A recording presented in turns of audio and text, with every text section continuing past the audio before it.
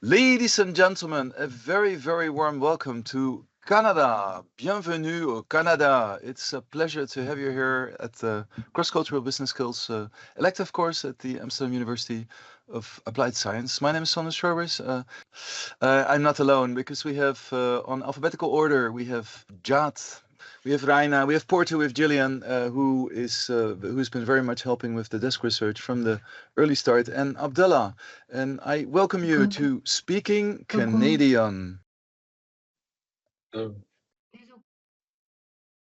Thanks.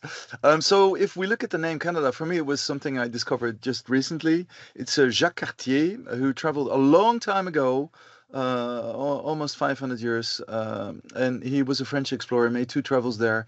The story itself is not all that friendly, actually. If you read it, it's a bit like ugh. But he asked the original inhabitants of the area, and they said Kanata, which means village, village. And he thought, okay, so it's Canada, and that's it is Canada.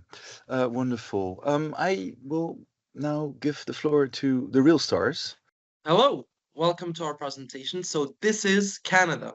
The population itself is 35 million people. It is the second largest country by surface area. And also, just so you know, 80% of its population lives 150 kilometers away from the US border. So you can feel the US influence a bit throughout the country. But here are some fun facts for you that are purely Canadian. Did you know that Canada has more lakes than any other country? About 60% of the world's lakes are actually in Canada.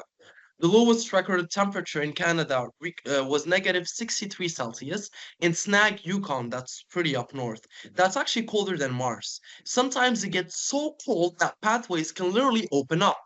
In winter, for example, the ice road between Data and Yellowknife crosses a frozen lake. Locals drive across it daily when it's thick enough. This road literally disappears when it's spring. Another fun fact, and unlike popular belief, the national animal of Canada is actually not a moose, it's not an elk, it's actually a beaver. The reason behind that it's because it is hardworking and it is very resourceful. And personally, my favorite fun fact, my general fun fact about Canada is that children in the world can write to the following address: Santa Claus, North Pole, ho ho ho, Canada. So children can write to this address and Canada Post will respond in multiple languages thanks to its volunteers. This lets the Canadian children have this magical belief in Santa and Christmas, and yeah, it's a really nice time of the year whenever children are writing these letters up to Canada Post. And also another fun fact is that Canada is actually still a pretty young country. The latest province to join the country was Nova in 1999. Mhm. So this is personally my favorite city, which is Montreal. It's the largest French speaking city in the world, right after Paris. Only Paris has more French speakers, but Montreal's flavor of French is uniquely, as we say, Québécois, with its own slang, accent, and very serious attitude. They do not mess about their French heritage. Montreal has the second best transit system in North America, which is really huge for a North American city. And Montreal is also known as one of the few North American cities that are extremely walkable. There is literally an underground city, underground, of course, that stretches over 32 kilometers, and it is usually very busy during the winter time. In my opinion, there isn't a better artsy city than Montreal. You feel the art through every street, whether that is the building designs, graffitis, or even the murals. Another fun fact is that it is technically illegal to dance on the streets of Montreal unless there is a festival going on. Now, I'm not gonna lie, I've broke this law a few times. There have been a few nights where I did dance on the streets, but I don't think they take this law too seriously. And speaking about festivals, Montreal is actually ranked 11th for the best nightlife in the world, just one spot below Amsterdam. And for the last fun fact here from Montreal is that it hosted the Summer Olympics back in 1976. The stadium now is used as a planetarium where you can see plants and penguins during the whole year. Yeah. Mhm. And now I'm gonna talk about my city, which is the city where I live, which is known as a pretty boring city, but for me, it's really underrated. This is Ottawa, the nation's capital. Unlike contrary you believe, it's not Toronto or Vancouver, it's Ottawa. It's a much quieter version of big cities like Toronto or Montreal or Vancouver, but that's part of its charm. It's got a perfect balance between urban and nature, with the stunning Rideau Canal, which you can actually see on the picture here, running right through it. The Rideau Canal becomes the world's largest ice skating rink every winter. The canal turns into a 7.8-kilometer long ice skating rink. It's recognized by the Guinness World Records as the longest skating rink in the world. So it is very common to see locals skating from home to school or work during the winter time. Ottawa is also the world capital for, you guessed it, shawarmas. There are so many shawarma restaurants, and everyone has a different favorite place. Personally, mine is Mr. Fez, and this is not up for debate. They have the best shawarma in the city. Another fun fact is that the university which I study in, which is the University of Ottawa, is ranked the first best bilingual university in the world. So for my fellow French speakers, I highly do recommend the University of Ottawa. Moving on. This is Toronto, or also known as the Six.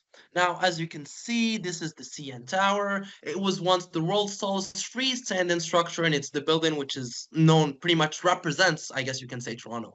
At a height of 553 meters, the CN Tower held the title of the world's tallest freestanding structures for over 30 years. This was, of course, before the UAE's oil money started kicking in. Toronto is also often called the Six. The term the Six was popularized by our very dear rapper Drake and has become a fun nickname for the city. And yeah, the Six refers to the two area codes of the city, which are 416 and 647. Toronto is the world's most multicultural city with over 200 ethnic origins represented. Toronto is often called the most diverse city on the planet. Over half of its residents were born outside of Canada. Toronto is also home to the world's longest street by the name of Yonge Street, which is 56 kilometers long. Yeah. Now we've got Vancouver. Now, I think for any Dutchie here, this would be their favorite city because Vancouver has an extensive bike path system. Vancouver is very bike friendly, and it's a city with over 400 kilometers of bike lanes. It's one of the top cycling cities in the world. So for all my Dutches here, it will feel exactly just like home. Another fun fact is Stanley Park. Stanley Park is actually bigger than Central Park and it runs across the city. It covers over 1,000 acres and offers a breathtaking view of the city skyline. Vancouver is also home to thriving craft beer scene with over 50 craft breweries in the city. Whether you like IPAs, lagers, or stouts, you'll find your beer soulmates here. Vancouver is also one of the few Canadian cities that escapes the wrath of the freezing winter thanks to its location on the coast of the Pacific Ocean. So if you do not enjoy snow and freezing temperatures, Vancouver is the city for you. Now, also, if you are an avid user of drugs of all kinds, no limitations, you will be pleased to know that it is decriminalized to own a small amount of drugs in British Columbia, which is the province where Vancouver is located. So have at it, but stay safe at the same time. So yeah, moving on. And personally, this is my favorite thing about Canada, and it's the Canadian kindness. Canadian kindness and politeness you can be seen through everywhere. You can run into someone on the street that look back at you and say, "Oh, sorry, let me steer the way for you so that you can walk across." And it's such a positive energy, such a positive vibe. And a fun fact is that Canadian kindness and thanks to Canadian because of Canadian kindness and politeness, Canada passed the Apology Act, which makes saying sorry not an admission of guilt because we kind of do apologize a lot. And I've seen this firsthand like around a year ago when I crashed my car in Saint Adel. It's a village north of Montreal, around around an hour and a half away. And fun story, I realized that I was not insured, and so pretty much Chanel just kind of walked out in the middle of the road. I wanted to steer away. I ended up crashing my car, and I ended up calling my insurance. I wasn't covered, and there were just some locals around. And out of nowhere, they just got their truck, and they just started helping me, like pull my car out. They helped me. They helped me out. They helped me find shelter as well that first night, which was really, really. I did not expect that, and I believe there's really a few countries where people would generally help you out that way, not expecting anything back. Mind you, at 4 a.m. in the morning. So that was a really nice time. I am still in contact with those people. We still share a few laughs every now and then. But for me, that was the peak example of kindness from strangers in Canada? The maple leaf diplomacy, that is a term that I coined in some books, but, but from my own experience, you see that people tend to be, yeah, like you said, so friendly and calm in a way in the communication. And I feel that emotions are so well managed in a way. Um, Very civil, very reserved at the same time as well. I used to work at places where there was a lot of international diplomats or business people, and one that I really felt was funny, that was a large group of Canadians, but also a lot of Brazilians. And everything I teach in my classes, you could actually see in action. Like, for instance, the Canadian would all the time take one step back, and then the Brazilian would take one step closer because he felt he was yelling his pin code through the room. And so it was like a kind of dance through the room to the banquet and back and back. And I saw it like 3 times. I was like, wow, it's really different. And also, I mean, I love Canada. It was my first time I went there. I think I was 18. And I've had such good contact with the country or people from the country ever since. I saw one phrase, sorry is a national verb, and it's expected. And that's interesting because that doesn't apply to all cultures. And I can assure you that, just coming back from the Gulf, I saw in international meetings or organizations where you have a lot of meetings, like 2, 3 days. You try to continuously have meetings and get common grounds. And I often saw that Canadians, Swiss, sometimes Dutch, but a lot of Canadians would be mediator or they would be chairperson in a meeting, and that made me wonder a little bit, like, what is it? And so I think it's this low conflict, high harmony model, which in a way you just described with the car crash, but that also applies to more, yeah, the work floor settings. This is the act you just described. I took a print screen, but it's actually a law that explains that if you apologize, you don't legally bind yourself. I think that's so sweet. Trust and honor, that's more or less the same field, I would say. But that's something that not everywhere applies in this world, which also works, but you just have to know that. But I feel very home in this honor system, where you rely on trust and um, people say, yeah, because it's such a huge country, there's not enough Royal Mounted Police. That could be a reason, but I think it's also just very much that honesty is expected. And so the people are quite straightforward in the dealings. And I checked a little bit if I could see any statistic that way, and in fact, you do. There is some international research, quite recent, that a majority of Canadians expressed high trust in civil servants, and it's much higher than the average OECD. And also, there's the World Justice Project Rule of Law Index. It's something like we have the corruption perception index, and also there Canada is always like top 10 of the world. But this also includes tiny microstates. So for such a huge country, probably it's I would say the highest scoring.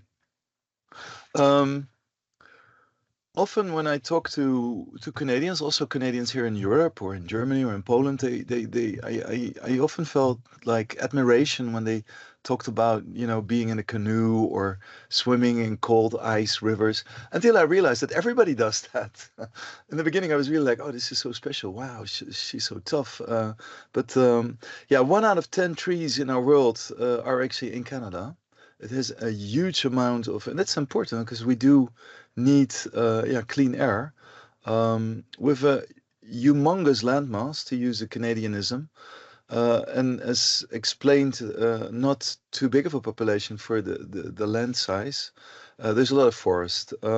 I see that people really go out a lot, camping, have cabane in when I was in Montreal, and I know I'm not sure if I can do this with of this crowd, but some Canadian author defined a Canadian as someone who knows how to make love in a canoe. Forgive me for that. I'm Dutch. But it's true that when you're in the bigger cities, you see that before the day before a long weekend, there's an exodus of cars leaving for the countryside. And I think there must be very few cultures in the world where 65% of the population goes goes out camping at least once a year. And I wanted to ask you, do you? Is this how often are you on such? How many times a year do you do that? I can agree with that. Yeah. Yeah. Yeah. Yeah, it's amazing. And you also have the infrastructure. That's also, and it's not tiny and small, and it's quite spacious and yeah, and convenient and beautiful lakes, and there's so much trees, and you can, yeah. Well, we're jealous. Um, yes, natural beauty. I'll give you a deeper look into what really makes Canada special for me. Because while the cities are incredible, the essence of Canadian culture, I believe, lies within the experiences that Canadians share with each other in the natural beauty.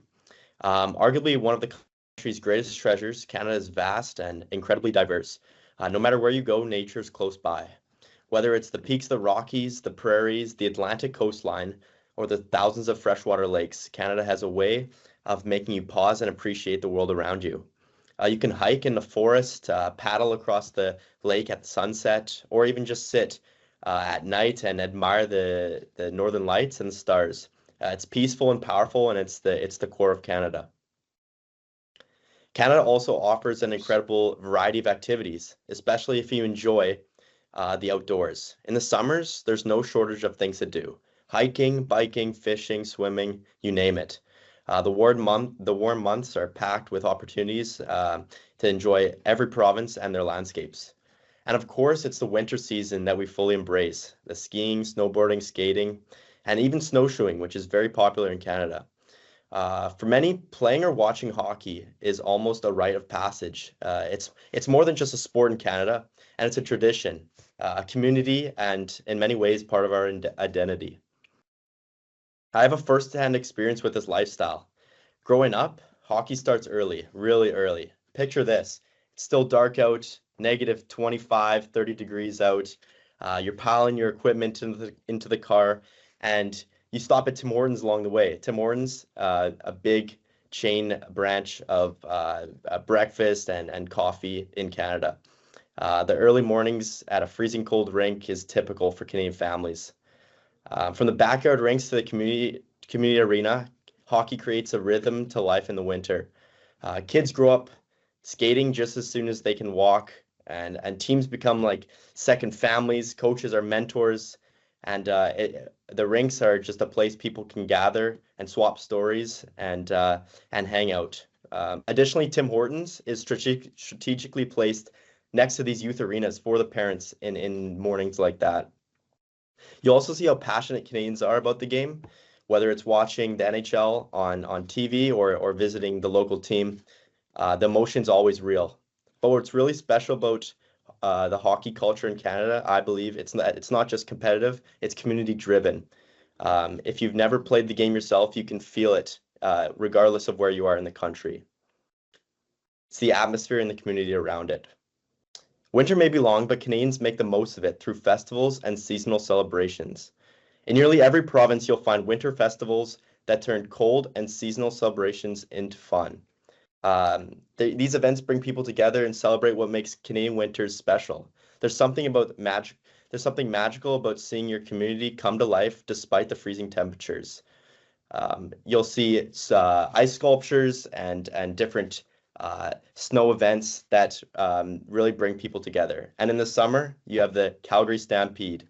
It's something that Canadians take full advantage of, and it's iconic in Calgary. It's often called the greatest outdoor show on earth. It's a 10-day event where it celebrates Western heritage in a mix of rodeo, carnival, music, concerts, lots of food. It's great energy, and it's something worth visiting for sure. Additionally, in the summer, it's cottage season. Cottage season is very important for Canadians.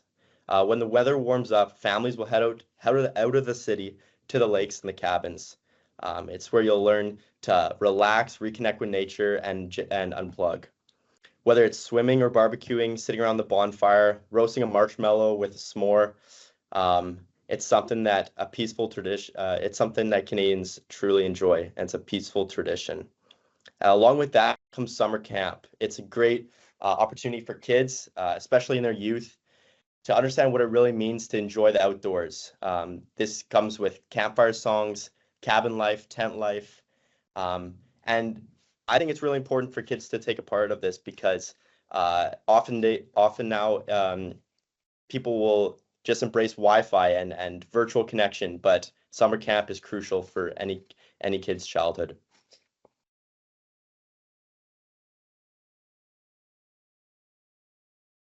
Two strange names that I saw last night. Bienvenue à Saint-Louis du Haha, which is an amazing name for a village. It's French. Because there is a strong French identity as well in that makes Canada very special. The first part of Canada I visited it was also Montreal, Quebec, and it gave a very strong impression on me. And in fact, it's because of Canada I now speak French.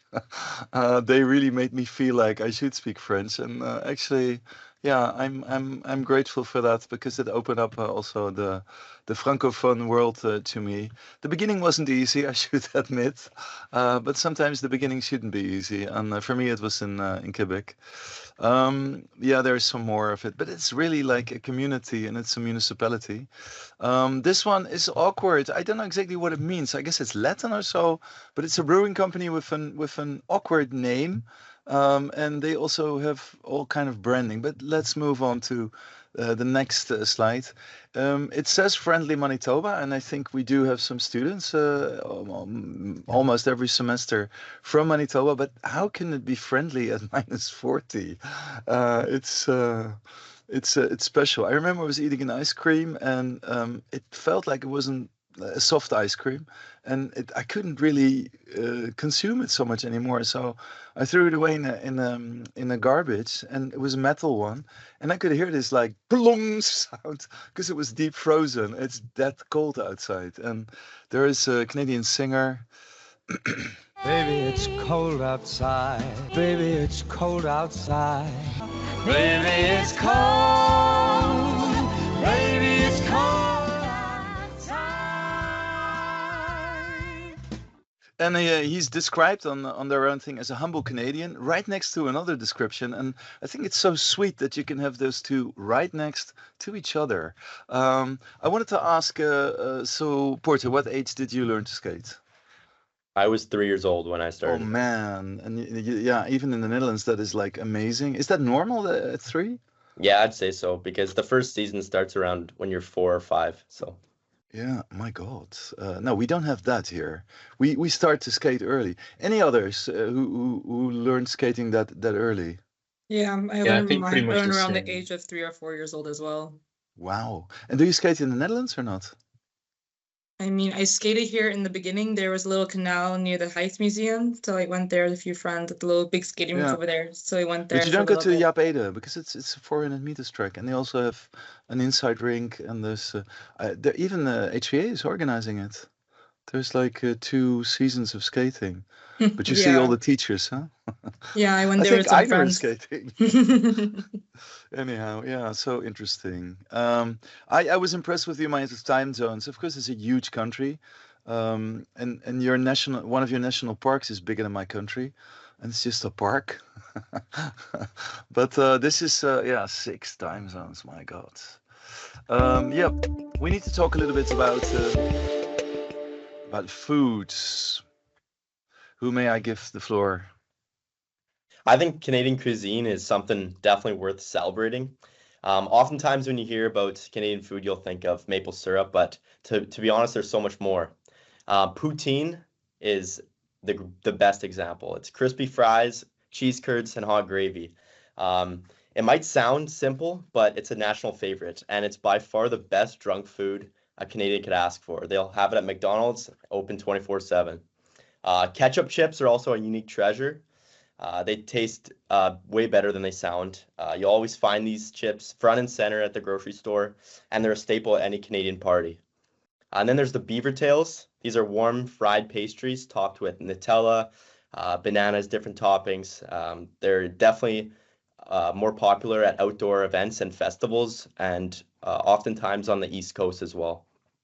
And are they crispy or is it soft? It's soft, but I mean it can be crispy, but it's more like a pastry, yeah. But then Canada also offers a variety of foods, as mentioned before. There's lots of shawarma places because Canada is so multicultural that you'll see the food scenery is rich in flavor, and you'll experience authentic food from all over. I'm teasing. I've never had poutine, but I think there's some places here in Amsterdam where you can get it, right? In some way. Not yet? In some way, it's not maybe, but authentic. I wouldn't recommend it. I would go to Okay. Canada. I think the Yeah, main yeah, thing it's that not the makes same. poutine special is the cheese, because like the cheese curds that you get, like the Saint Albert cheese curds, it's like it's rubbery when you kind of like feel it by the touch, but then like because the hot gravy, it makes it just like hot enough that you feel the cheese pull, but you still get the texture of it, and that's the best part of it. And actually, that what Abdel was saying earlier, the shawarma, like Ottawa being the shawarma capital, we actually have shawarma poutine back home, and that I would say is the #1 drunk like food you would have like at 3 o'clock in the morning. There's Three Brothers, a bunch of shawarma places that would have it, and it's the best by far. I'm impressed. Cultural mosaic. I like that word mosaic. It's not melting pot. It's mosaic in a way. Yeah. And Yeah, so like you said, Canada would often be called a culture like a mosaic, and it is for a good reason, because there are people from all over the world who make Canada their home, and they bring their languages, their traditions, their foods and values along with them. But instead of there may be there's some like societies that like tend to like leave those things behind. In Canada, they're mostly embraced, shared, and definitely celebrated. So, for example, I remember I was watching a hockey game on the television. It was the Winnipeg Jets. I can't remember who the other team was, but they actually sang the Canadian national anthem, where half of it was sung in Punjabi, given the very high Indian like demographic, and then the other half was sung in English. And yeah, you just walk through pretty much any major city, and you'll basically what you think of a cultural mosaic is exactly what you would see in real life. You'll hear several different languages in this single block. You'll have delicious dishes from different cuisines. I can't even name how many cuisines there are in Ottawa alone, like where I'm from, but Toronto definitely has a big population. Vancouver, Montreal, I can imagine. Yeah, and then like you can also just like people wear anything and everything, whether it be like traditional outfits to just like business suits, and it all works. Like no one really like it's all embraced wherever you go. And what makes it even better in Canada is that like we don't just tolerate the diversity, we do welcome it. You will find festivals for Lunar New Year, Diwali, Eid, like Indigenous culture, Pride, and much more. And in schools, they teach kids about different heritages, communities that support each other. And in University of Ottawa, for example, we have a bunch of student associations for different cultures. For example, like I'm a part of the Bengali Student Association. There's definitely, I'm sure there's one for almost every single one. And then, yeah, people just generally love learning about cultures and like and what makes it different from their own, and find that the similarities and the differences. And like, yeah, sure, like any place there is always growth, but Canada does, in my opinion, and definitely not biased whatsoever, we do set like a strong example of how people from different backgrounds can live, work, and do thrive together. And at the end of the day, like we're on the map, and we are a pretty big place on the map, but it's vibrant. It's a vibrant mix of stories, traditions, and people, and it is what makes like Canada such a beautiful and welcoming country. thank you. Yeah, this is a picture which shows it is a survey. It's not governmental checked or anything, but they asked on backgrounds, and it gives a nice visual way what people wrote, but it also says Canadian, of course, or Scottish. There's even a tiny bit of Dutch, size of the Polish, or a bit bigger. Yeah. So, what about the there's more languages you said, but official languages. Yes. Yeah. Yeah, so we're going to talk about our national languages. So obviously Canada, a good chunk of it, like mostly everyone does speak English, but they're like, and everyone does believe that like French is a national language, but you may believe every single Canadian does speak it, but it turns out only about 1/5 of the Canadian population does speak French. And I mean, it is a big identity of our country, and you can see like how it is like incorporated in like how we live, learn, and work every day. So in most provinces, for example, I'm sure the people my other like people speakers can agree. Like in school, people learn it as their second language in elementary school. So like for example, if your main language is English, you'll probably start learning it in about kindergarten, so ages like 4 or 5, maybe even later, depending. And some students even go further and enroll in like French immersion programs where they're not just learning the French, but they're learning in French in general. So like subjects like math or science will be taught in French. So you get to fully immerse like experience and you pick it up in a more natural way. So yeah, like it is a big part of our education system, and it does set the foundation for bilingualism early on. And you can also see bilingualism everywhere in Canada. So cereal boxes, for example, road signs, government forms, they will all be written in English and in French. Even announcements in the airports or train stations are usually said twice, once in each language. And then in customer service experience, in that aspect, for a lot of businesses, they'll be found in both languages. So you'll probably hear the saying, press 1 for English or press 2 for French, just so the speakers who are more comfortable with either language can have a more comfortable experience. And that dual language experience is part of everyday Canadian life. So when it comes to jobs, especially in the government or national organizations, being bilingual can be a huge advantage. And actually in places like Ottawa, the capital, where English and French communities meet, many roles actually require fluency in both languages. And across the country, bilingual employees are in demand, especially for customer service, public-facing roles, or anything that involves communication specifically. So even if you're not fluent, just having some skills in both languages do give you an edge, but beyond school and work, bilingualism is something deeper. It's about connection. So it does bridge communities, encourages understanding between cultures, and gives Canadians a shared identity that respects both the English and French roots. It's one way that makes Canada, that shows that Canada shows the diversity that isn't just accepted, but it's built into like who we are as a citizen there. And so if you're practicing the verbs in French, like the French verbs in school, switching between languages at work, or just reading the product on both sides, like the label on both sides of both languages, bilingualism is everywhere, and what makes Canada not just unique, but truly connected. So can we test a little bit? Can you say something in French? It's a bit nasty because I didn't tell you in advance, but That's fair. I'll give it to that. Also, I do have to give a warning that like we do learn Parisian French or French, as you like to call it, in like school. But then because like we have the slang and everywhere in Quebec and everything, we have a more different accent or different, the Québécois accent, as you like to call it. But oui, j'ai appris le français depuis j'avais 4 ou 5 ans. Et puis, j'ai fait mon éducation postsecondaire en français pour la gestion de financière et la gestion internationale. So that makes sense. Incroyable. And I'm sure there's other people the other speakers are here who speak French as well. Porter, c'est à vous maintenant. C'est à moi. Bonjour, je m'appelle Porter. Je viens de Winnipeg et puis j'aime l'Amsterdam. Wow. Guys, I'm impressed. The other two, I know you're fluent in French. Amazing. I didn't expect it. I thought I had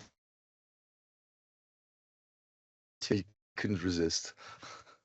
Just like to top something up is that for example we actually have 2 national anthems. One is in French and the other one's in English. So it is very common in events to sing the national anthem in French and in English. And for example, also in political speeches, for example, if the prime minister was to speak, it would be very common to see him speak in English in French for a bit, then see him speak in English, French, French, and English until the whole speech is done with him. And yeah, back to the national anthem, we do have the bilingual one where you like go a little bit in English, then the middle part would be in French maybe, and then go back to English. Wow, that's impressive. From the 2 languages, of course there are many. We go to the one language, the sugary language of maple syrup. Yes, we're going to talk about the most sweetest thing about Canada, literally speaking, and it is maple syrup. So it's one of the most iconic things most likely associated with Canada, and it's way more than just pouring it on the pancakes. So Obviously, a little bit of a fact, Canada does produce about 75% of the world's maple syrup, and most of it does come from Quebec. The process starts in the sugar bushes, like you see in the top left image, where the forests are full of sugar maple trees, and in the early spring, when it's cold at night and warmer during the day, the sap will start to flow, and it's collected into those pails over there, which will then be boiled down and turned into Canada's liquid gold, maple syrup. Now, here's where it actually gets kind of interesting, where in Canada, I'm not sure if you know, but there's actually a maple syrup cartel. So it does sound dramatic, but it's actually the nickname for the Federation of the Quebec Maple Syrup Producers, and they control basically the production and pricing to keep everything stable and to prevent any oversupply. And with the help of that, there is also a maple syrup reserve, so we never run out of maple syrup in Canada. I can assure you with that. We have a backup vault with syrup. It's stored in massive barrels and warehouses, and just in case there's a bad sap season or any like sudden demand spikes, Canada has its little safety net. But we don't like to share when it comes to that aspect because we're a little bit greedy for that, I can say. And of course, maple syrup isn't just for pancakes. One of the most fun traditional treats is our maple taffy, or as we like to say in French, most likely tire d'érable. It's made by pouring the hot, or most likely fresh hot maple syrup onto a clean snow, letting it cool for a couple seconds. Then you take a little popsicle stick, roll it on, and then it's a little sticky, chewy, but absolutely delicious like candy. And we call it our little nature's candy. And I don't disagree. That's one of the best things I've ever had in my life. And yeah, so it's not just the toppings of, it's like, again, a whole part of our identity. It's our culture in itself. It's sugar bush tours to taffy on snow, or even in Easter, a big tradition for us is to go to the sugar bushes and just have a gigantic Easter egg hunt while also having maple taffy on the side. And yeah, we do have our little reserve in SoCal cartel. It's sweet, it's definitely strategic, and it's very Canadian. So yeah, let's go on talk about money, or as most people like to call Canadian money, monopoly money, given its very colorful background.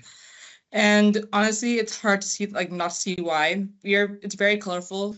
I don't even remember. I think like the $5 bill is like blue. We have blue notes, green notes, red notes, yellow notes, purple notes, and then we also have very colorful coins for our loonies and toonies, which are $1 and $2 coins. And yeah, they're made of this really smooth plasticky material now, but they used to be made out of paper. And they do look like they come out of a board game. But the thing is, like, it looks playful, but it's seriously like it's more in the high tech. There's a reason it's more like technological. It helps make the bills like more durable and really hard to counterfeit compared to most paper-based like money.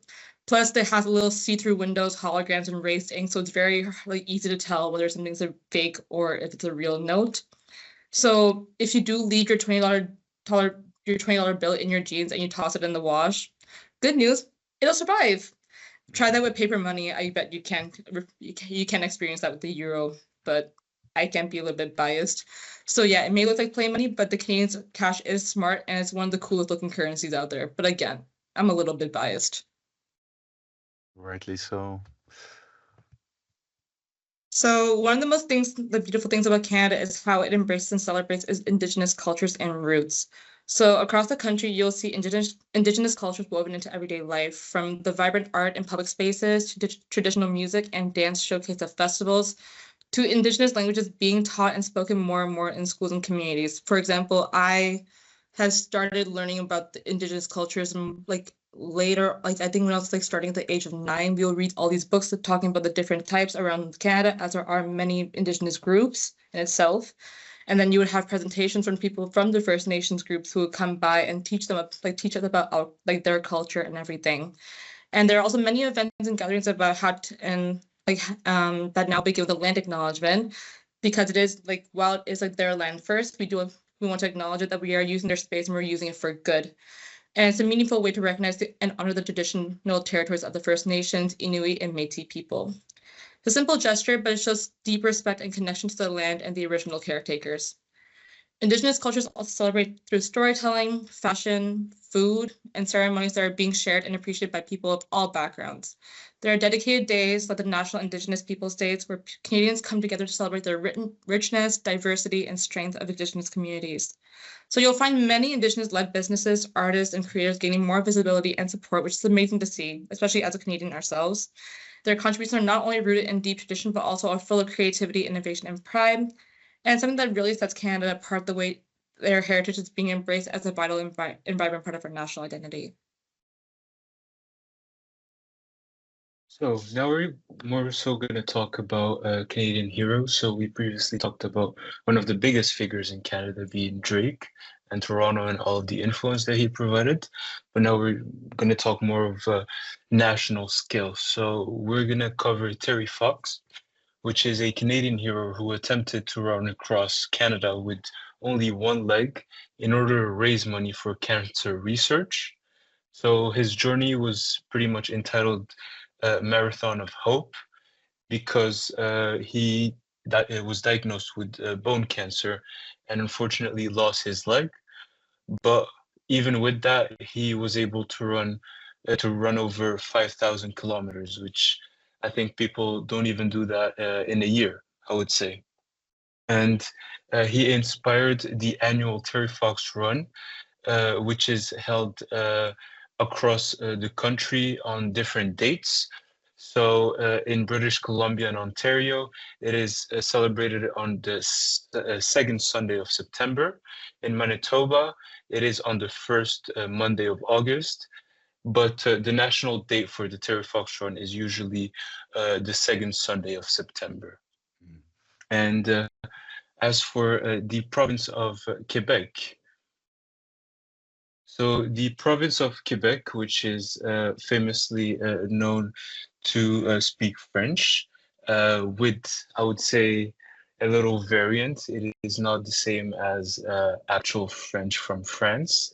And I would say fortunately or unfortunately, depends on how you view it, I do speak the French, even though I was born and raised in Canada, which is kind of weird. And some of them, some Québécois, how we say, or Quebecers have long wanted to separate from Canada to preserve their French identity and culture. However, it is not a majority, and most Québécois are glad to be Canadians and proud of it. As for Quebec's flag, which is blue and white with 4 fleurs de lys, which symbolizes French heritage.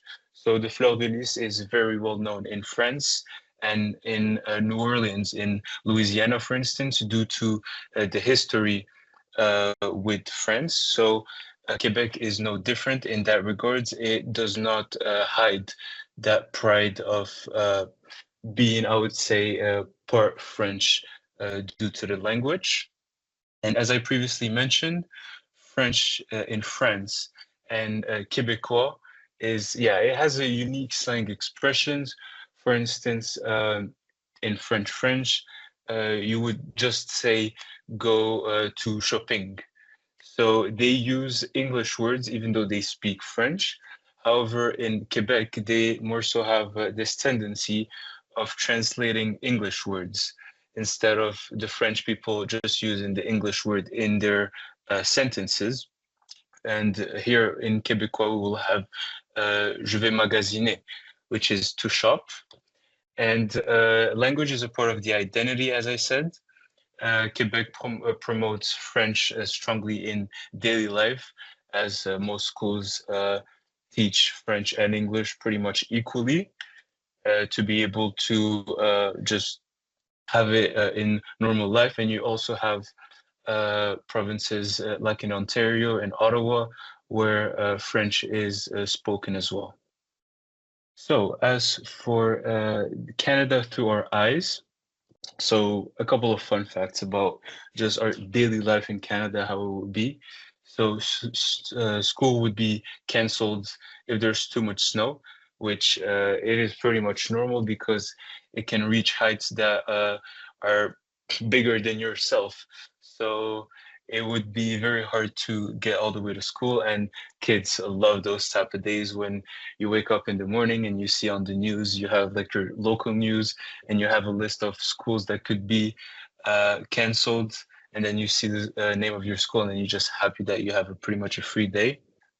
And obviously, as Porter mentioned, Tim Hortons is, I would say, a staple in Canadian day-to-day life, whether it is for its, I would say, Starbucks-like drinks, but also if you want to go and grab a quick bite, or even during the snow, I think one of my favorites is a cauliflower soup in Tim Hortons. It's like super warm and it gets you through the different, I would say, temperatures. And obviously, kids play hockey as early as 6 a.m. So as Porter mentioned, it is pretty common to go play some hockey before going to school. And in the winter, anything above 0 degrees feels pretty warm. I wouldn't say we wear shorts at 5 degrees. Some of them do. But yeah, I think the standards of temperatures are completely different from the Netherlands, and obviously from other countries like Spain, for instance, where it's always hot. I think they would die in a Canadian snow day. So now we have a little flag of the Netherlands and Canada. We just show the, I would say, embrace of Canadians being in the Netherlands, but also vice versa. I think I know a couple of my old classmates who went on exchange to Canada, and I'm sure that they are loving it. So as for our lifestyle in Amsterdam as a Canadian, I would say, I think it's very much emphasized on biking, because it's pretty much a staple in a Dutch daily life, whether you want to go to grocery shopping, but also go to work and go to school. I think bikes are heavily used, and pretty much all of the infrastructures are made accordingly just to be able to assist in that certain lifestyle, which I very much appreciate. And at first, as I said, it's a little bit strange, but yeah, biking feels normal, and I think I've adopted this lifestyle in a bit. And yeah, I'm pretty much used to going with a car or something, but I think biking once in a while, especially with a good weather, I think there's nothing that beats it. And yeah, all of the roads are pretty much bike friendly, and the cities are made bike friendly and also very, very walkable. So that's a very good thing compared to North America, for instance, where it's, I would say, heavily car and yeah, a lot of roads. And yeah, you might even end up owning more bikes than jackets, which is very hard as a Canadian because we have a lot of jackets. So for the things that we do like and dislike about living in the Netherlands, so we'll mention the positives first, obviously. So almost everybody speaks English, which is very nice. For yeah, people that most of Canadians do speak either English or French, so it very much helps you just settle in and be able to communicate with pretty much everyone. And but we are still I'm personally learning Dutch because yeah, I think it's a staple. If you want to live in a country, you have to at least speak their language. And obviously the prices also include taxes, which is great because you will not get the deception that when you were younger as a kid and had a certain amount of money, and then you would go to the shop and you go to the counter and it's not the same as advertised because they didn't include the taxes. So then you have a little surprise and make sure you have the right coins. And which is not the case here, as price are just in the checkout is the same as advertised. And yeah, for public transportation, it's super nice in terms of trains and buses and tramways and metros as well. Everything is pretty much on time for the most part. And yeah, I'm very thankful for this, as I said, compared to the like car lifestyle, I would say. As for the lesser good points, I would say, paying to use a bathroom. For me, it is still crazy, the concept of having the necessity to go to the bathroom, but you still have to pay and make sure you have those little coins. It's not a good thing. And yeah, even in restaurants, sometimes, like pretty fancy ones, you have to pay for tap water, which is pretty uncommon in North America in general, because you could just walk up anywhere, ask for some water and ice, and without any cost, you're all refreshed. So yeah, I think I would like to thank you guys for your attention in general regarding this presentation. And we have a little flag of Canada and the Netherlands, which I like the inclusion of it. If we can show it. Yeah, and yeah, thank you. Thank you so much. Yeah, this is a bit of Europe and a bit of Canada, because at the Exactly. moment, at the present, yeah, the situation we have, the CETA, the Comprehensive Economic Trade Agreement, it has boosted bilateral trade, and it means that your generation might just be working together. So for all of those EU students of the course, they might be visiting you again professionally later. I would personally certainly hope so. I think, yeah, it is an amazing, huge country, beautiful, and some place that you really feel very welcome and home. I hope that many of those watching the video will have an opportunity to go to Canada.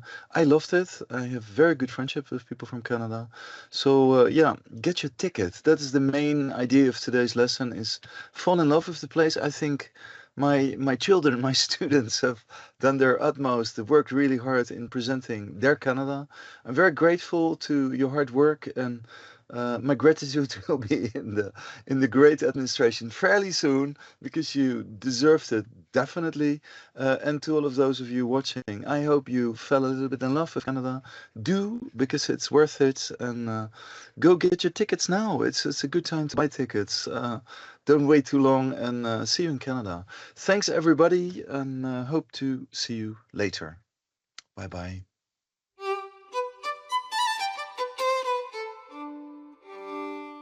Yeah, you did it. Oh, we're still recording. How is that possible? Oh, wait. Porter, you look amazing. I have to say this. Sorry, forgive Thank me. you, sir. Thank you. I Yeah, appreciate it. is. I'm so grateful that we have. Can you be, or maybe a little bit back? Yeah, that's it. Put your chair not too close. Yeah, look at that. I should have gotten one, but then do I deserve that?